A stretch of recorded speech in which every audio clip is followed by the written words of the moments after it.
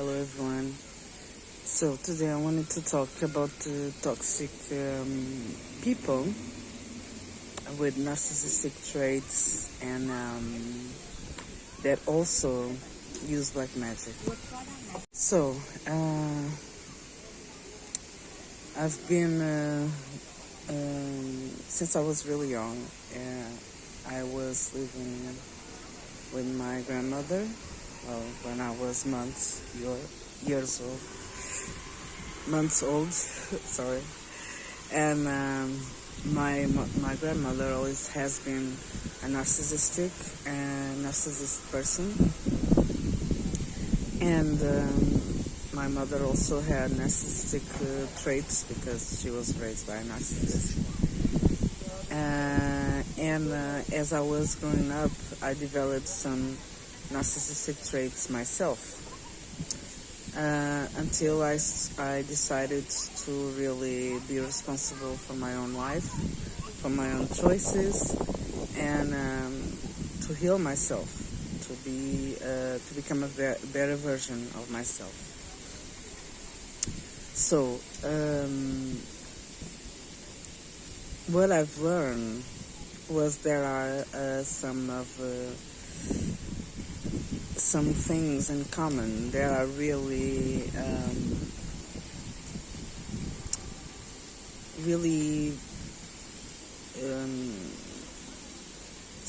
easy to see. Okay, so normally a narcissist doesn't have the ability to empathize. So what they do is that they look like they empathize, like they use your flaws in your weakest points to get energy from you. How do they do this? Well, if they know you are sensitive, they'll use your sensitivity to feel better about themselves. Like, you are crying. You are just always crying. Just a baby, and you don't know what suffering is. That kind of sentence is really used by a narcissist to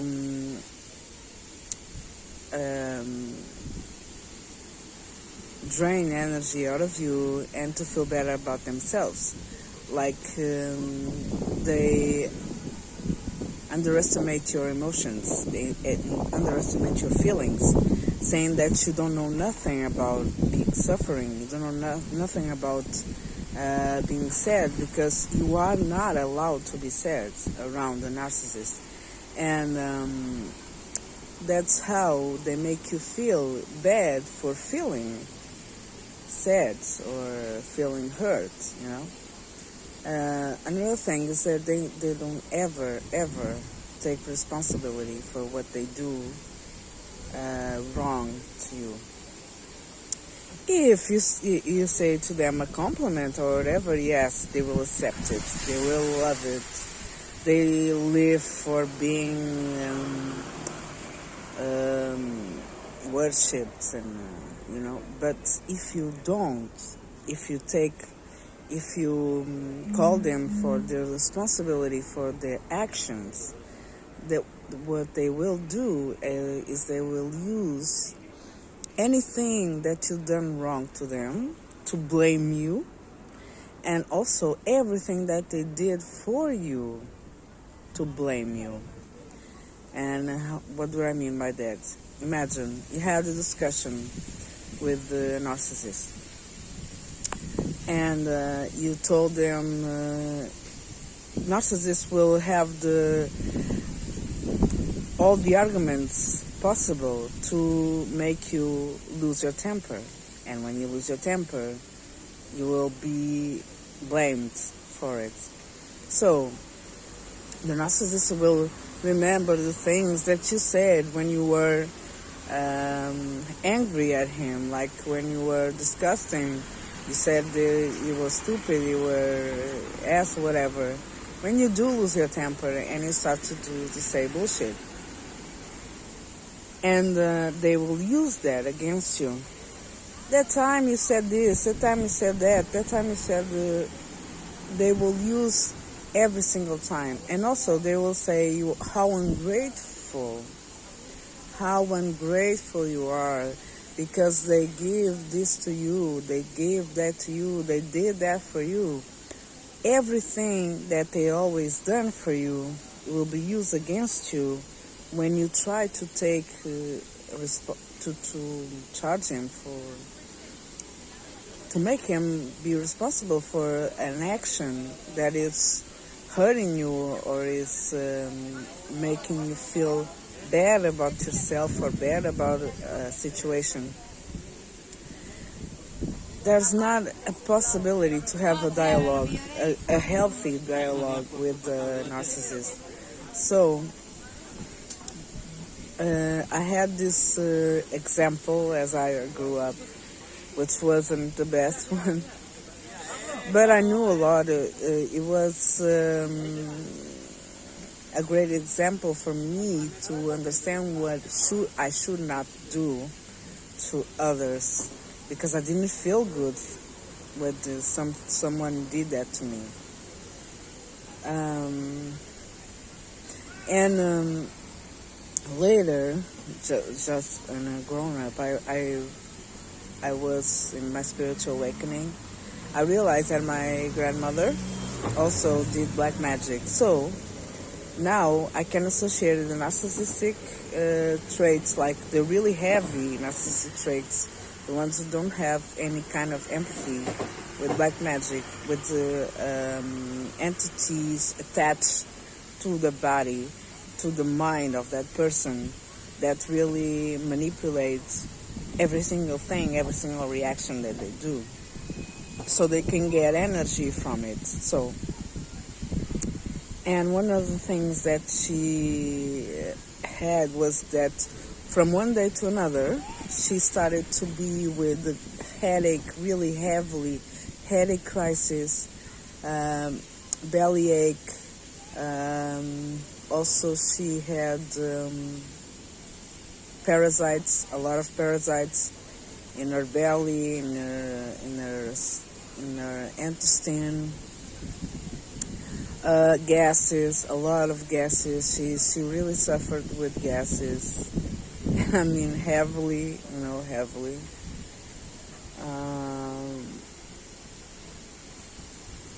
And that was the most common. And she was always in a bad mood. And I mean always. The only moment she smiled was when she was criticizing someone, when she making feel someone bad. That was the only moment where she smiled, And I, as you know, or if you don't, I'm a medium, I'm a psychic, and I developed this since I was 29, since 29. But it was a process, Now I am not fully developed, but I'm mostly developed. And so, by the destiny and by my own learning needs, I went to live in the streets.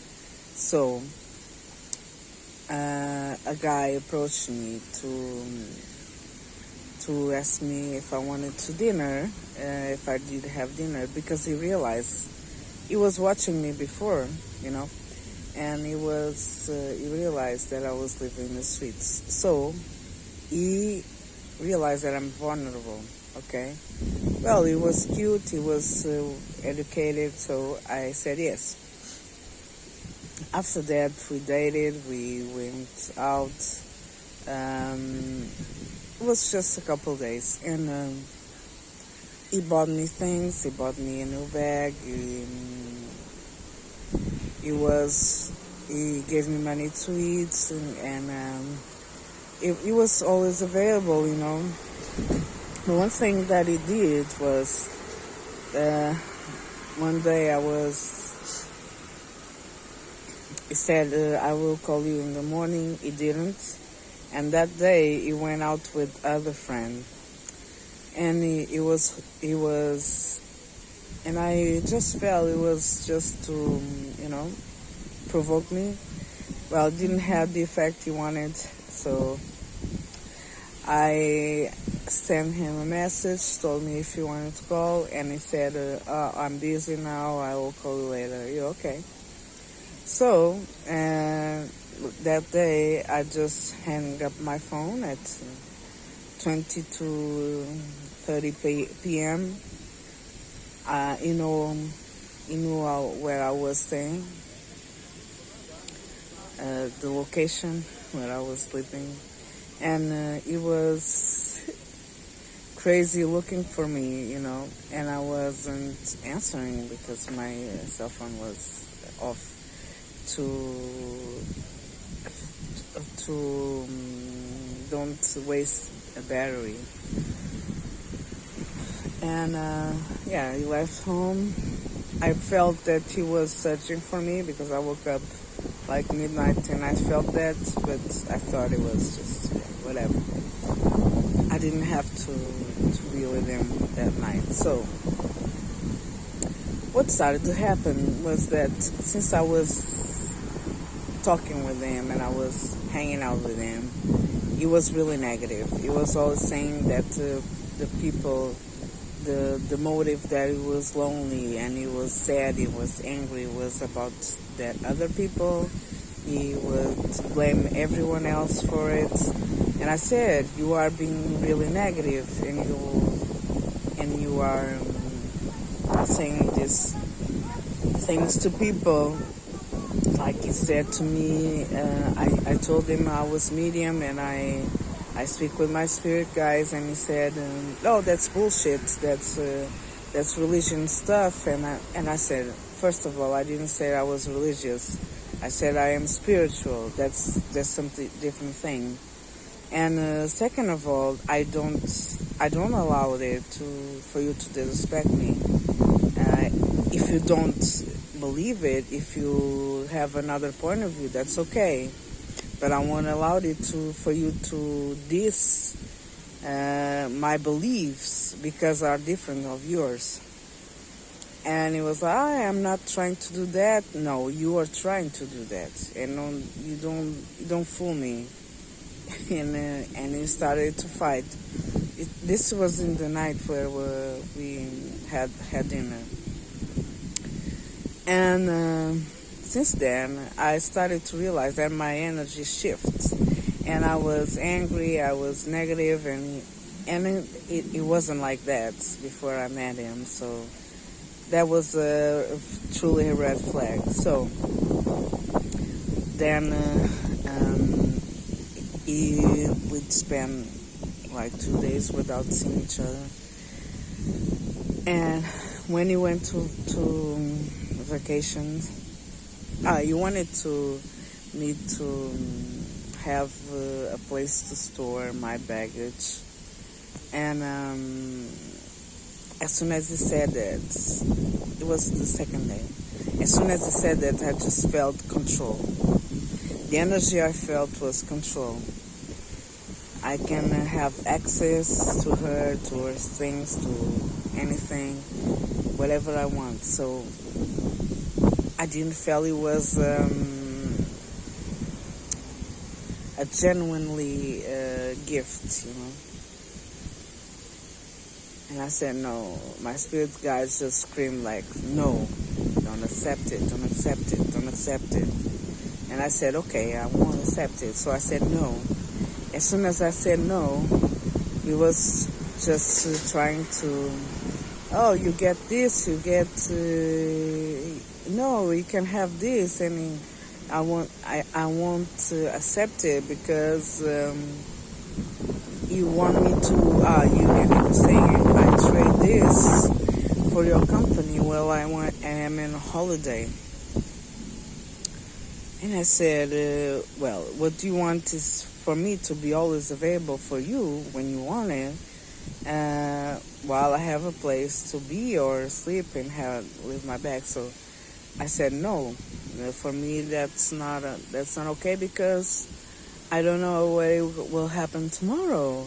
I don't know what my plans will be. Well, because I'm not. I don't want to commit to you or commit to that situation without knowing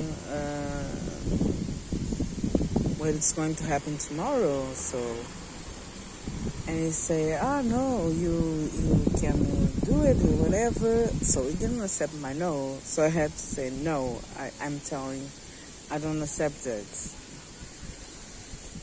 And he was really upset about the fact that he couldn't control me. He couldn't control me. He couldn't manipulate me to do what he wanted me to do.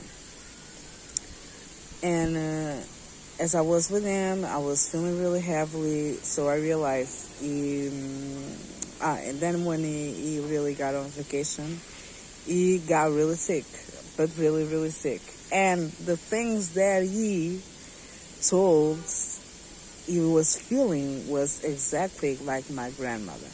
My grandmother started to have really, really big headaches, her body ache and her stomach. She couldn't eat, and he was feeling exactly the same. Dizziness, and I said, and my grandma also was dizzy, and she couldn't get up. And I said, this is really familiar for me. Yeah. Then the last time I was with him, he was still sick. So I helped him. I made him a healing, and then I realized he was the one that was making the black magic, because at first I thought it was only his mother, because she's also deaf. I realized it was him, and he was trying to control me. So I said, okay, you are really negative. You are not responsible for your life. You don't know what you want, and you're trying to bring all that negativity to my life. If it is for that, I'd rather be alone. And so we had this fight about what he believes and what I believe, and the things that we believe are so different. And with that energy, I don't want to be around that energy, not in my intimacy, not with my friends, not with the people I invite to be in my circle, So it was the end for us, and he said to me, well, I gave you don't owe me anything. Like, for what he gave me, he said, you don't owe me anything. And I said, okay. Then I said goodbye, whatever. But he really helped me, and I'm really grateful for that, But that kind of energy, that kind of behavior that he has, and the kind of choices that he made for his life, that is making his life miserable, that's not the choices I made for mine. So when someone is stealing my energy, and I understand that, I leave, because my energy is too precious to do that. So if you are dealing with someone that has the same kind of behavior, and you have this feeling something is off, well, I hope this video finds you. I hope this video can help you release yourself from the responsibility to save that person, because sometimes when we are empaths, we want to save everyone around us. And no, that kind of person, are not willing to be saved. She's already given up. She's already gave her life to the devil. So yeah, let them be. Don't be around a person like that, because you'll be dragging down with them. Okay? Think about it. Thank you very much for watching.